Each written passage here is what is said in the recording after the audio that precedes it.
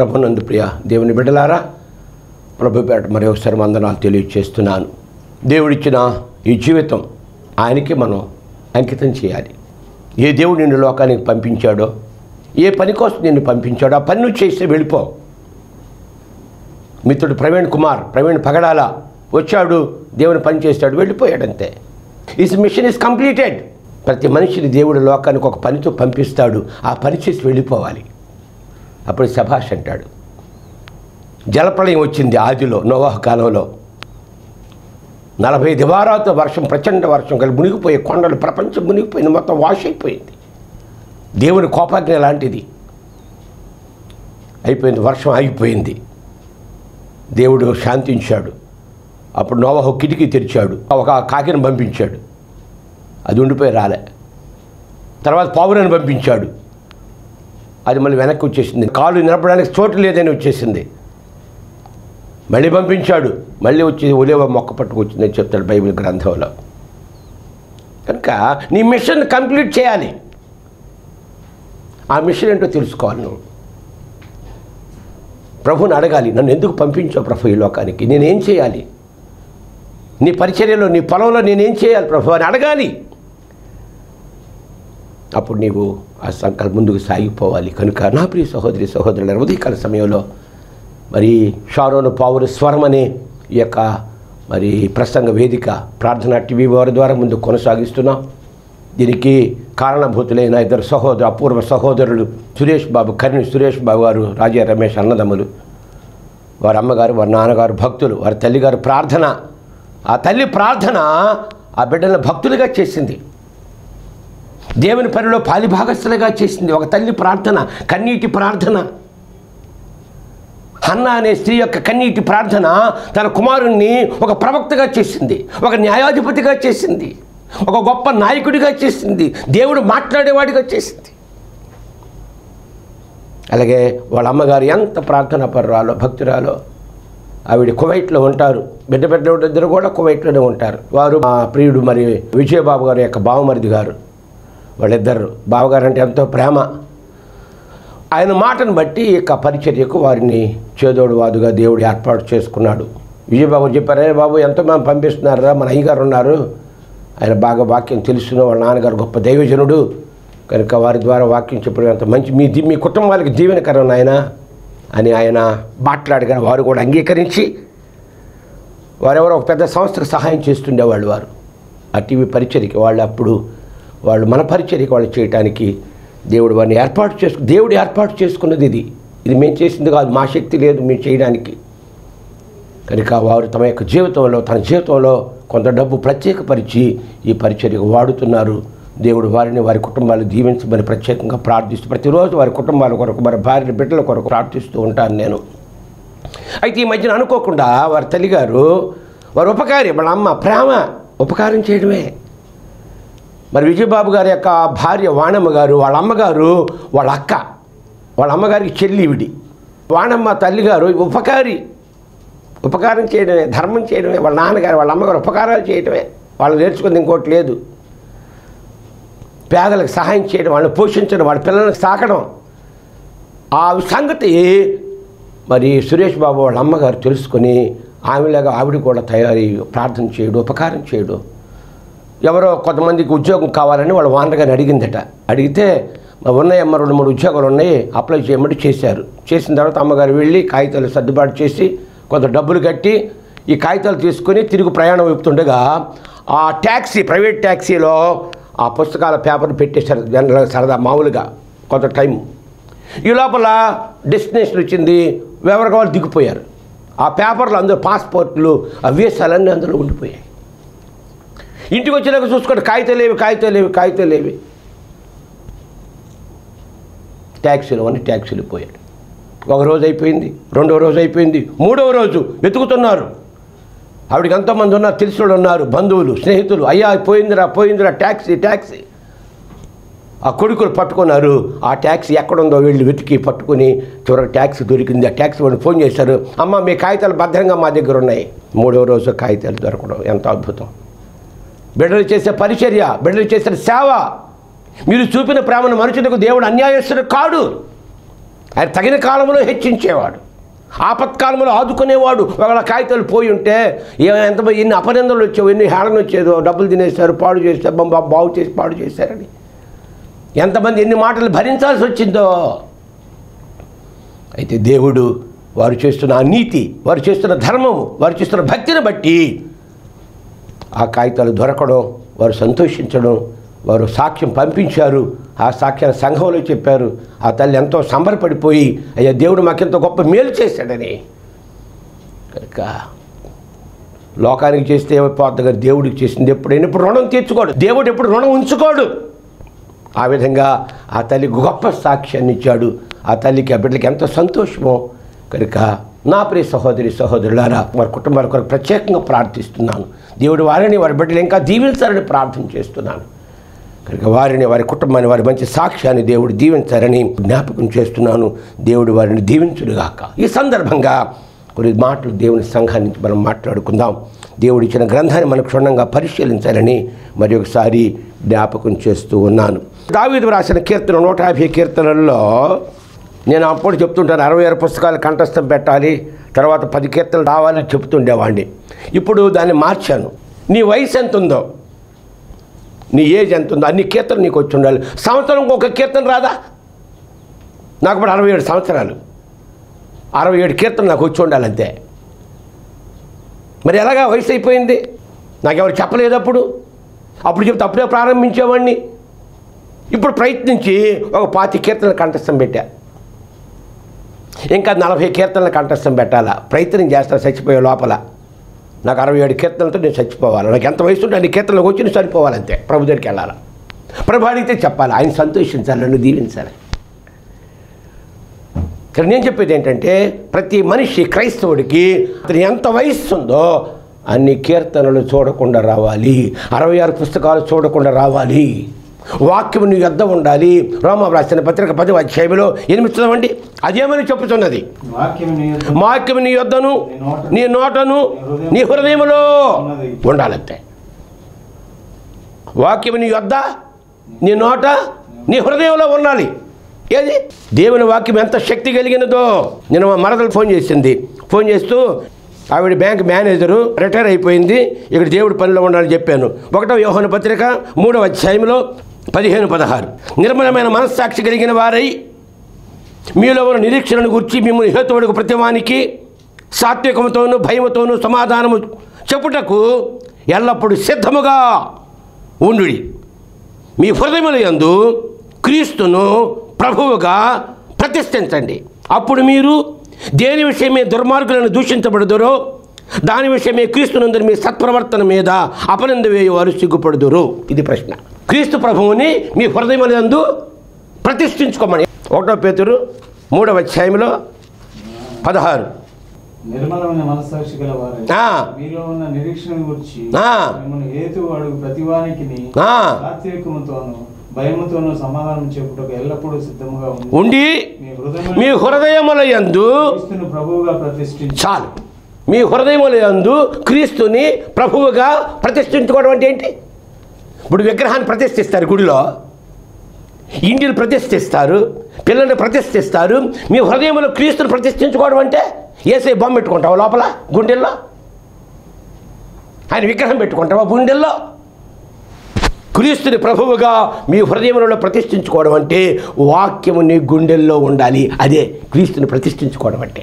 ఏది నీ గుండెల్లో, నీ హృదయంలో మాటలేవి, దేవుని మాటలేవి. అందుకే కంఠస్థం పెడితే అవి లోపలికి వెళ్తాయి, అవి లోపల ఉంటాయి, భద్రం చేయబడతాయి. ఇప్పుడు చదవండి యాకోబు రాసిన పత్రిక 1వ అధ్యాయంలో 19 చదవండి.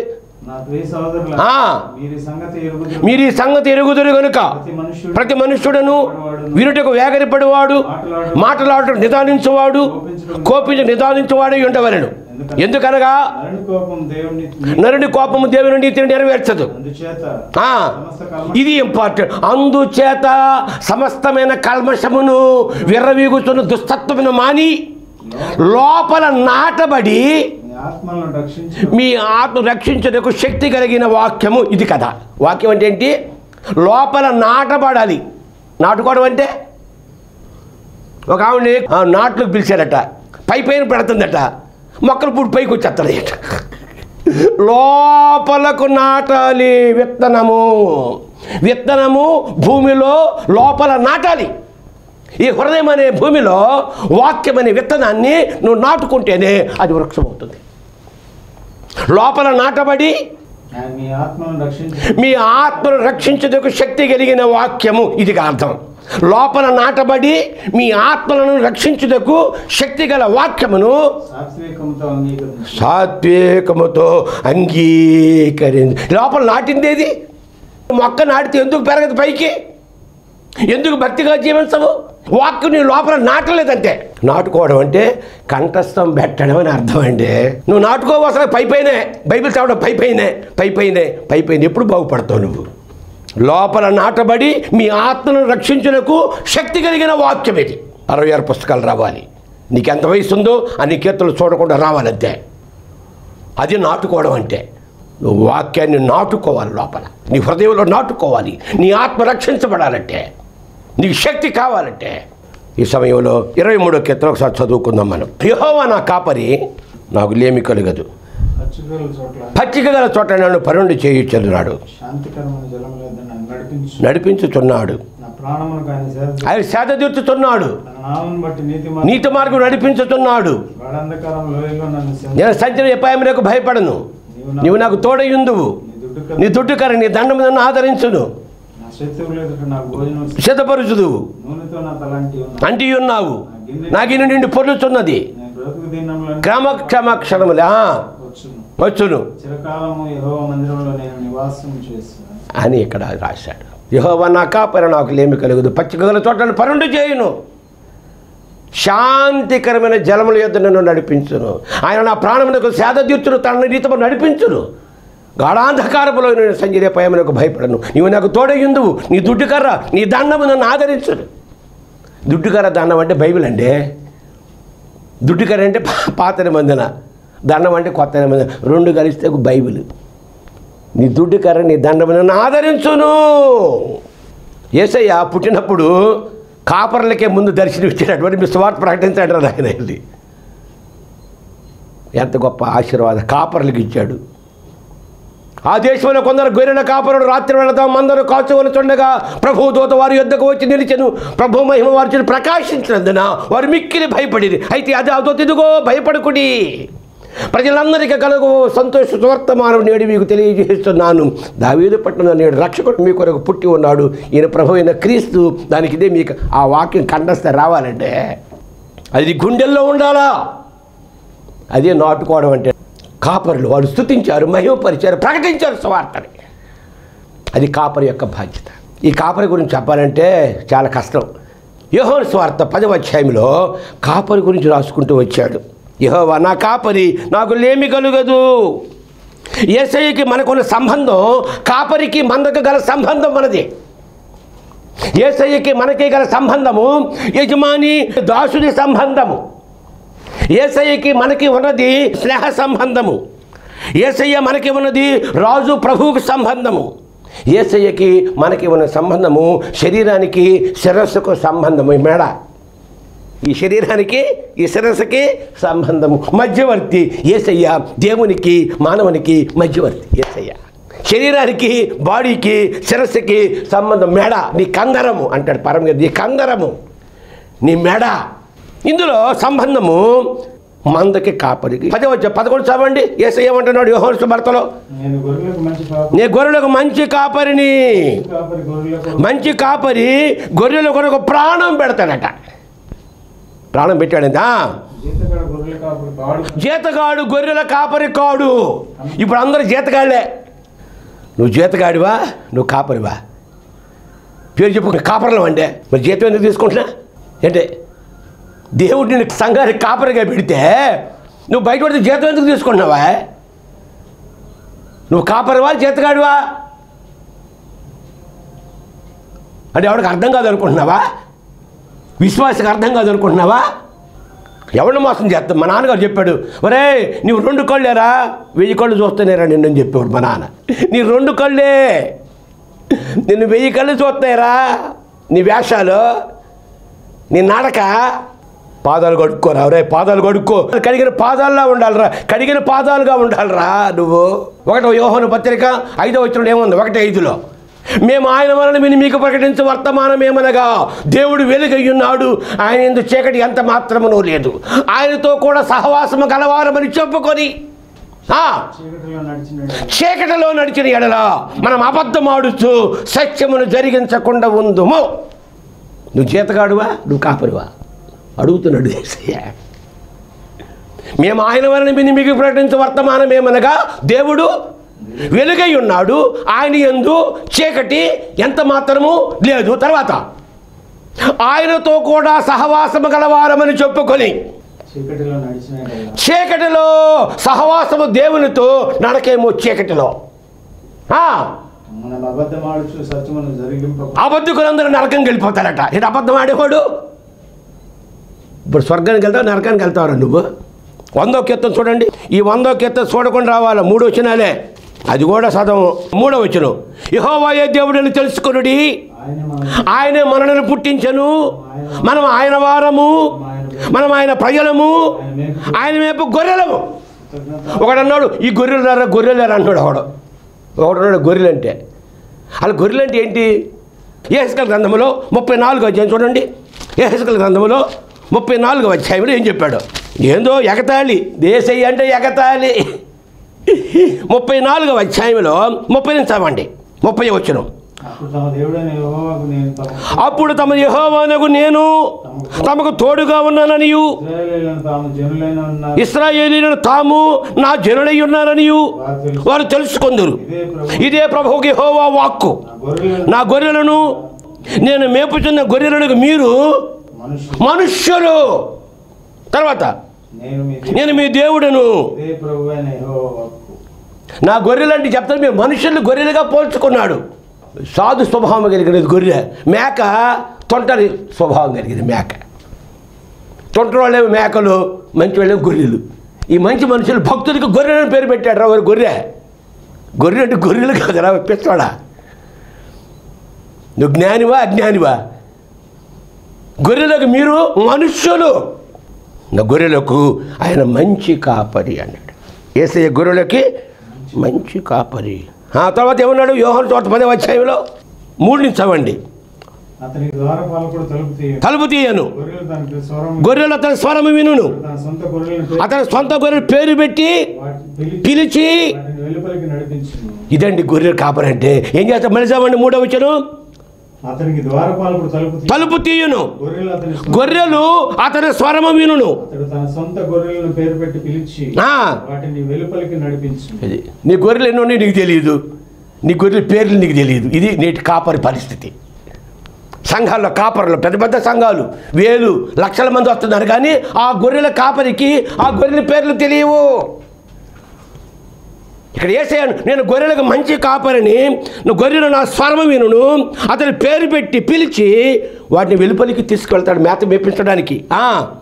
మరియు అతను తన సొంత గొర్రెలన్నింటినీ వెలుపలికి నడిపించినప్పుడల్లా వాటికి ముందు నడుస్తాడట. ఈ సేవకులు ముందు ఉండరు, వెనకుంటారు. ముందు కొట్టేస్తాడు, ఎవడెవడు పట్టేస్తాడు, ఆడిపోతాడు రా బాబు అని. సేవకుడు ముందు ఉండాలా, కాపరి ముందు ఉండాలా, పోతే ముందు కాపరి పోవాలంతే. వీళ్ళు వెనకుంటారన్నమాట. యాకోబు కాపరే. యాకోబు అండి ఏం చేశాడు? యాకోబు ముందంతా పిల్లలను పంపాడు, గొర్రెలను పంపాడు. ఈడొక్కడు వెనకుండిపోయాడు అంతే. అన్న చంపేస్తాడేమో, అన్న కొట్టేస్తాడేమో. మరియు అతను తన సొంత గొర్రెలట. సంఘాల్లో ఈనాడు సొంత గొర్రెలు లేవండి, అని ఎరువు గొర్రెలే, దారి తెప్పిన గొర్రెలు. అవి ఎంతకాలం అంటే దారి తెప్పిన గొర్రెలు. ఈరోజు ఇక్కడ ఇంకోటి, రేపు ఇంకోటి. నీ సొంత గొర్రె అయితే నీ దగ్గరే ఉంటుంది. తన సొంత గొర్రెని అన్నింటినీ వాటి ముందుగా నడుచును, వెంబడించును.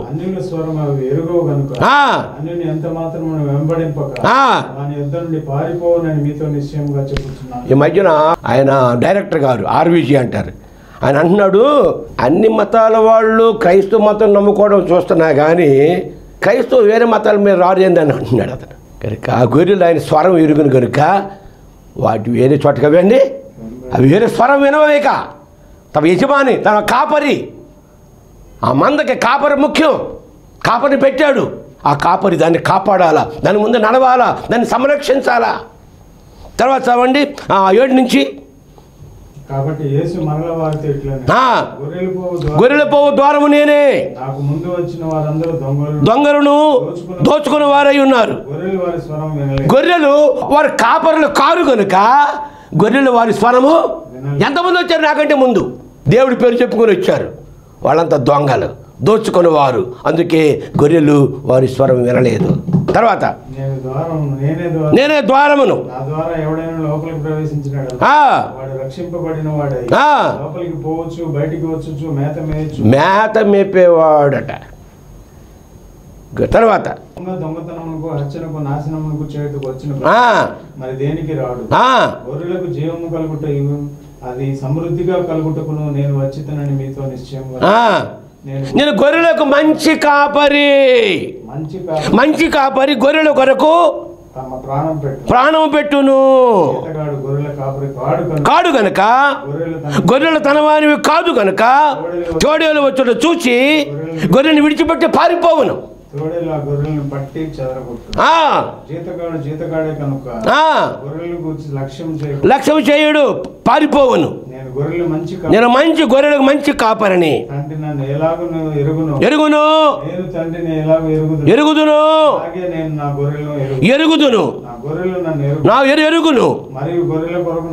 నా ప్రాణం పెట్టుతున్నాను. ఈ దొడ్డివి కానీ వేరే గొర్రెలు నాకు కలవు, రావలను వినును. మంద ఒక్కటియు గొర్రెల కాపరి ఒక్కడియు. ఎంత గొప్ప మాట చెప్పాడు చూసారా. ఈ వచనములో, ఈ 16వ వచనములో నా దొడ్డివి కానీ వేరే గొర్రెలు, అవి ప్రస్తుతం నా గొర్రెలే కానీ నా దొడ్డిలో లేవు, బయట ఉన్నాయి. గొర్రెలు అంటే భక్తులండి, గొర్రెలంటే భక్తులు. నేను మంచి కాపరిని, ప్రాణమిచ్చిన కాపరిని, ముందు నడిచే కాపరిని, గొర్రెలను మేపే కాపరిని, సమృద్ధి జీవితాన్ని ఇచ్చే కాపరిని నేను. హెబ్రీయులకు రాసిన పత్రిక 13:20 అంటాడు, నేను గొర్రెల గొప్ప కాపరి అయిన యేసు అంటాడు. ఆత్మల కాపరి, ప్రధాన కాపరి. అయితే ఈ కాపరి ఏం చేస్తాడు? చివరిగా యెహెజ్కేలు గ్రంథంలో 34వ అధ్యాయంలో కొన్ని మాటలు చెప్పి నేను ముగిస్తాను. 34:10 యెహెజ్కేలు గ్రంథంలో ఏమనగా, నా జీవము తోడు నా కాపరులకు విరోధినైపోతిని.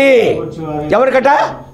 ఎంతవరకు ఏ కాపరు నా గొర్రెలు మేపారో, నా మందల్ని మేపారో వాళ్ళు సరిగా మేపలేదు కనుక తర్వాత సంగతి. కాపరులకు విరోధి అయిపోయాడు దేవుడు.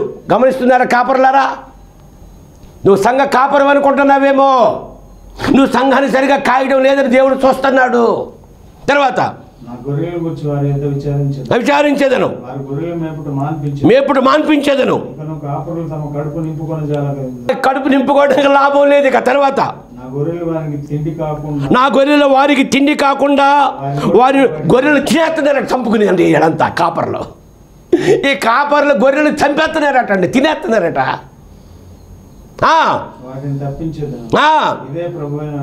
తర్వాత ఇదిగో నేనే నా గొర్రెలు వెతికి వాటిని కనుగొందును. నా గొర్రెలు చెదిరిపోయినప్పుడు కాపర్లు వాటి వెతుకున్నట్లు వెతికి చీకటి గల మబ్బు దినమందు ఎక్కడెక్కడికి చెదిరిపోయినో తప్పించి తోడుకొని వచ్చి సమకూర్చి తెచ్చి పర్వతముల మీదను వాగుల యొద్దను దేశము సకలమైన కాపుల స్థలమందును వాటిని మేపెదను. ఎంత రాసుకొచ్చాడో. కనుక నా ప్రియ సహోదరులారా, మంచి కాపరి గొర్రెల కొరకు ప్రాణం పెట్టును. ముందుంచి నడిపించేవాడు మంచి కాపరి, మేపే కాపరి, నాకు ఇష్టమైన కాపరి, ప్రాణమిచ్చిన కాపరి, యేసయ్య గొప్ప కాపరి, ప్రధాన కాపరి, ఆత్మల కాపరి. ఆ కాపరి రాబోతున్నాడు కనుక ఈ కాపర్ల జ్ఞాపకం నేను విరోధనైపోయాను. వాళ్ళు డబ్బులో పడిపోయారు, వ్యామోహాల్లో పడిపోయారు, లోకంలో పడిపోయారు, వారు కలిసిపోయారు. వారు నా గొర్రెలు మేపకుండా వారి విరోధిగా ఉన్నానని ఇక్కడ జ్ఞాపకం చేసుకొని, యెహోవా నా కాపరి, నాకు లేమి కలుగదు. పచ్చిక గల తోట నేను పరుండి చేయిస్తున్నాడు, శాసన జలమును నడిపించుతున్నాడు అని ఇక్కడ జ్ఞాపకం చేస్తున్నాడు. కనుక నా ప్రియ సహోదరి సహోదరులారా, ఏ కాపరి నీ కోసం ప్రాణం పెట్టాడో ఆ కాపరి మీద నువ్వు ఆశతో ముందుకు సాగినట్లయితే ఆయన నీకు చక్కని జీవితాన్ని ప్రసాదిస్తాడు. ఆయన త్వరగా రాబోతున్నాడు. ఈ చివరి దినాల్లో ఉన్నాం. సిద్ధంగా ఉండండి అని ప్రభుపేట మనవి చేస్తున్నాను. దేవుడి వాక్యం దీవించుడుగాక. మమ్మల్ని మిక్కిలిగా ప్రేమించిన మా పరలోకపు తండ్రి, మా ప్రాణమిచ్చిన కాపరి, మా మంద కాపరి, నా ఆత్మల కాపరి, నా ప్రధాన కాపరి, నీకే వందనాలు ప్రభువా. సహాయం చేయండి, మందను రక్షించండి, కాపాడండి, పోషించండి, బలపరచండి, నీ రాజ్యానికి సిద్ధపరచండి. యేసయ్య శక్తి కలిగిన నామాన్ని వేడుకొనిచున్నాను తండ్రి. మన ప్రభువును యేసుక్రీస్తు కృపయు, తండ్రి అయిన దేవుని ప్రేమ, పరిశుద్ధాత్మ సహవాసము మీకు తోడుగా ఉండి అధికముగా వర్ధిల్ల చేయునుగాక. ఆమేన్.